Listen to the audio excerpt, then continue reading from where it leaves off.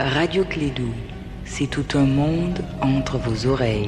La Sotelma Malitel vous donne l'heure. Il est 13h. Radio Clédou, le journal avec Sotelma Malitel. Bonjour à tous et bienvenue dans ce 13h. Les titres. Le coup d'envoi des travaux de redémarrage de la route Nyono-Gomagura-Tombouctou a été donné le lundi dernier à Gomakura dans la région de Ségou. Vous aurez plus de détails au cours de ce journal. Ouverture ce samedi 30 novembre du congrès de MNLA. La question de la transformation des mouvements armés en partis politiques sera débattue au cours de cette rencontre. Voici pour vous le sommaire de ce journal. Le développement dans un instant avec Bibata Mamotouré.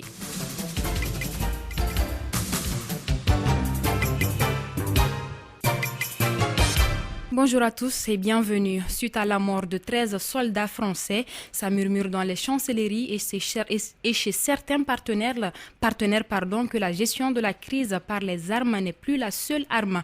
Mais d'autres trouvent qu'il faut une confiance entre les forces sur le terrain et surtout changer le fusil d'épaule. Notre confrère Alfousseini Touré nous en dit plus en parlant de Takuba. L'opération Takuba peut ne pas être aussi efficace. Mais je pense que quelque part, il va falloir que Barkhane change aujourd'hui sa façon de travailler. Aujourd'hui, il y a des opérations qui sont souvent sur notre territoire et que souvent l'armée malienne n'est pas tout de suite associée. Et je crois qu'il faut quand même qu'il y ait une coordination entre l'armée malienne et toutes les autres forces étrangères. Et si Takuba va aller dans ce sens, moi je ne vois pas du mal en ça. Les gens ne comprennent pas. Souvent, il y a des endroits où c'est l'armée française qui est là-bas, ils font des opérations. Les forces maliennes ne sont pas là-bas et que souvent, il y a des choses que les gens ne peuvent pas imaginer. D'autant que d'autres même accusent la France d'être connivence avec ces djihadistes ou ces rebelles. Donc, parce que l'armée malienne n'est pas là. Donc, moi, je pense parce qu'aujourd'hui, il y a cette confiance qui manque. Pourquoi? Comment faire en sorte que cette confiance revienne? Je crois que Takuba doit travailler dans ce sens. Je vous le disais dans les titres, c'est ce samedi 30 novembre que s'ouvre à Kidal le congrès de MNLA. La question de la transformation des mouvements armés en partis politiques sera débattue. Lors du deuxième congrès du Haut Conseil pour l'unité de l'Azawad, la proposition de cette transition des mouvements a été faite par les participants. Yeya Aga Hamadi, analyste, nous donne son avis. L'idée des discours que j'ai entendus, ils veulent tous rester, avoir la paix, mais dans un État. Donc dans un État, quel État? L'État du Mali. Ils veulent tous rester dans l'État du Mali, mais en ayant leurs propres décisions et leurs objectifs pour leur territoire et l'organisation de leur territoire. Mais ils ne peuvent pas faire ça. Al-Gawas Aguintala, le secrétaire général du ICIA, propose une fusion des mouvements pour aller vers un parti politique. Le coup est-il jouable? Le coup est jouable sur le point où l'idée de HCA, c'est déjà de réunir tous les mouvements que la CMA, les MNLA, les MAA autour d'un projet politique chapeauté par les HCA. L'idée, c'est de se réunir. Une fois qu'ils se réunissent autour d'un seul objectif, d'un seul projet politique pour pouvoir aller vers un mouvement politique toujours dans l'idée de rester, de le présenter à l'État malien et de rester à l'État malien. Avec la crise actuelle, c'est difficile d'investir au Mali. Les partenaires et les banques allemands ne font pas confiance en ceux qui veulent venir investir au Mali. C'est pourquoi l'électrification de 50 villages maliens prend du retard. Pour plus de précisions, écoutons Thorsten Schreiber, PDG de African Green Tech, qui s'occupe de l'électrification de 50 villages au Mali. On cherche des villages qui sont capables aussi de développer à cause de SME, les petites entreprises, les moulins et tout ça. Alors les villages sont sélectés qui a minimum 350 à 4000 habitants. Notre objectif primaire c'était 50 villages au Mali. Actuellement nous sommes à 20, mais on a une liste d'attente de plus de 120 villages. On est prêt d'électrifier plusieurs villages que 130, mais on faut chercher l'investissement. Et l'investissement c'est difficile parce que la situation insécurité c'est pour beaucoup des investisseurs une raison d'investir par au Mali. Nous travaillons en Allemagne avec tous surtout les grandes banques durables, même avec DG, KfW. Comme je dis, c'est difficile actuellement parce que le rating pour le Mali c'est vraiment tombé. Aucun investisseur cherche pour le Mali. Et Aïda et moi, nous sommes vraiment des ambassadeurs du Mali et voyez que les gens ont besoin des investissements et pas des aides. Rien ne va plus entre la BIM et son client, non moins opérateur économique, Ibrahim Kanté. Ce dernier s'était engagé avec la BIM pour faire une entreprise de transfert d'argent. Aujourd'hui, selon Ibrahim Kanté, le projet n'est pas arrivé à échéance et la banque bloque sa garantie. Il explique. Donc, il n'y a pas eu de problème, en fait, fondamentalement, qui peut amener la banque à agir de sorte qu'en fait, on n'a pas violé la loi, on n'a pas fait d'infraction devant la loi, on n'a pas nuit aux intérêts de la banque, on n'a pas dit du mal de la banque pendant 2 ans. Je pense qu'il n'y a pas de problème, mais je pense que au fond c'est des pratiques que en fait nous on doit dénoncer. Parce que ces genres de pratiques, c'est pas pour nous seulement, mais c'est pour les autres personnes qui vont venir, peuvent être confrontées au même problème avec la banque. Et il faut que ça cesse, en fait. Parce que c'est de l'injustice pour moi. En fait, ce qui compte, c'est pas les fonds qu'ils ont bloqués, c'est nos garanties. Parce qu'ils veulent réaliser aussi les garanties. C'est ce qu'on comprend pas et c'est ce qu'on dénonce. Non, je réclame rien à la banque. Je réclame ce qui est dans mon compte ou bien les garanties qui nous appartiennent, c'est tout. Il y a 645 millions dans nos comptes.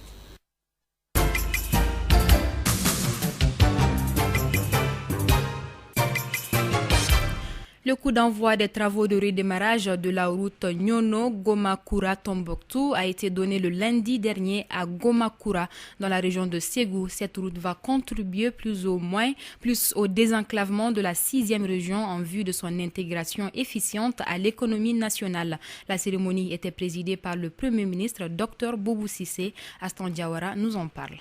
Cette route est longue de 484 km. Son bitumage constitue une importance capitale. Boubou Cissé, Premier ministre.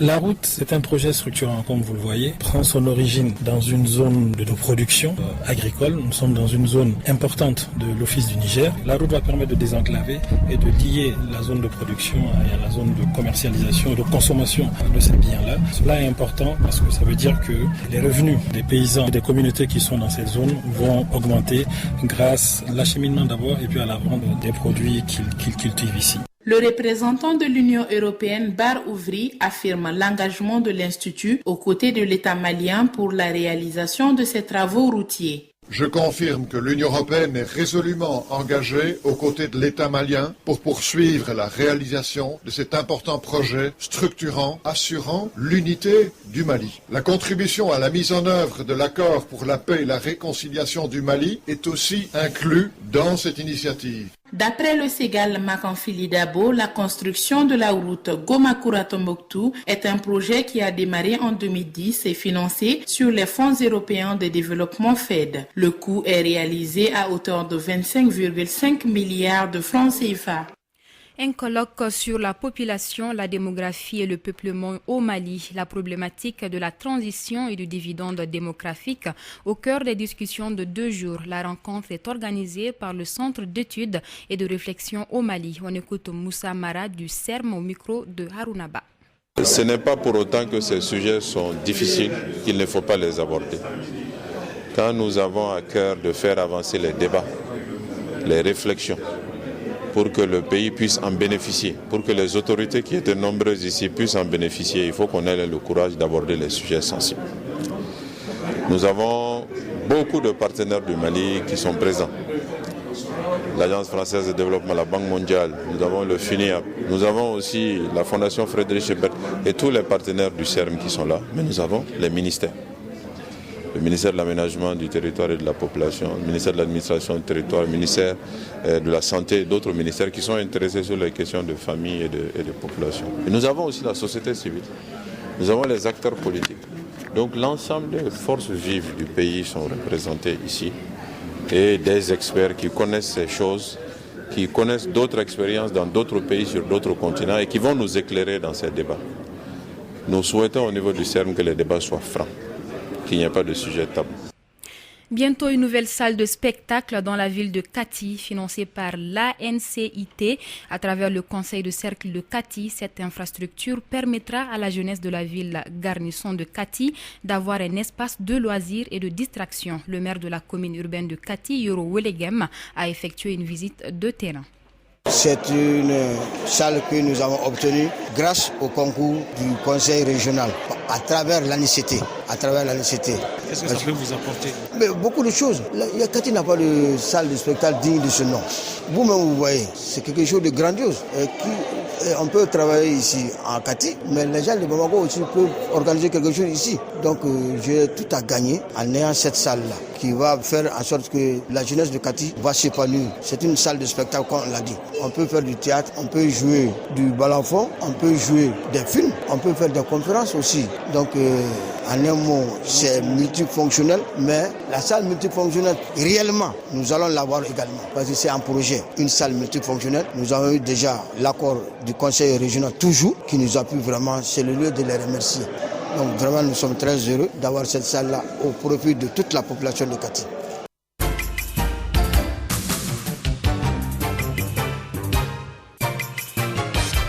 Actualité sportive à présent avec moi dans ce studio, Nana Samake. Bonjour Nana. Bonjour Bibata Touré, bonjour à toutes et à tous. Sport basketball, on joue ce jeudi la troisième et dernière journée du deuxième tour éliminatoire de la Ligue africaine de la discipline BAL 2020. Dans le groupe B, le représentant malien, l'AS Police, vient de s'incliner devant le Manga Basketball du Gabon 67-64, mais se qualifie tout de même pour les demi-finales de ces éliminatoires. Pour rappel, en première journée, l'AS Police a battu de justesse l'ABC de Côte d'Ivoire 78-77. Hier, elle a disposé du BC Mazembe de la RDC 87-76. L'autre match de ce groupe B oppose aujourd'hui à 14h l'ABC de Côte d'Ivoire au BC Mazembe de la RD Congo. Football à présent, l'équipe nationale malienne de Sessi Foot est actuellement au Nigeria pour la CAN de leur catégorie. On joue aujourd'hui la troisième journée de phase de groupe. Après la défaite 5-2 face au Maroc en première journée et une victoire 1-0 hier sur l'Égypte, les Aigles du Mali de Sessi Foot jouent actuellement contre le Niger pour une éventuelle qualification en cas de victoire. Au classement, le Mali est en troisième place pour l'instant avec 3 points. Derrière le Maroc, 6 points et l'Égypte, 3 points. En Europe, à l'issue de la 5e et avant-dernière journée de la phase de groupe de la Ligue des Champions, on connaît 8 qualifiés pour les 8e de finale. Après Manchester City, le Real de Madrid et Tottenham la veille, le FC Barcelone et les RB Leipzig ont validé leurs billets ce mercredi. Les Blaugrana ont tranquillement disposé du Borussia Dortmund 3-1, tandis que les Allemands ont arraché leur qualification en égalisant à la 96e minute à domicile contre le Benfica 2-2. Les 8 derniers billets se joueront dans 15 jours avec toujours un espoir de qualification pour l'Olympique lyonnais qui sera maître de son destin au moment de recevoir Leipzig. À présent, les 8 qualifiés sont le FC Barcelone, le Bayern de Munich, la Juventus de Turin, Manchester City, le Paris Saint-Germain, le RB Leipzig, le Real de Madrid et Tottenham. Avec son quadruplé de mardi dernier, Lewandowski du Bayern de Munich est en tête du classement des buteurs de la Ligue des Champions avec 10 buts. Encore buteur contre le Genk ce mercredi, Haaland du Red Bull Salzbourg continue de surprendre et totalise 8 réalisations. Kane de Tottenham complète le podium avec 6 buts. Derrière, on retrouve Martinez de l'Inter de Milan, Sterling de Manchester City et Son de Tottenham avec 5 buts chacun. Merci Nana pour ce décryptage. On vous retrouve juste après dans le grand rendez-vous sportif. En langue nationale Bambara. C'est sur ces notes sportives que s'achève ce journal. Heureuse de vous l'avoir présenté. Merci à vous de l'avoir suivi. Au microphone, vous avez Bibata Mamotouré, à la partie technique Abou Tchouté Touré.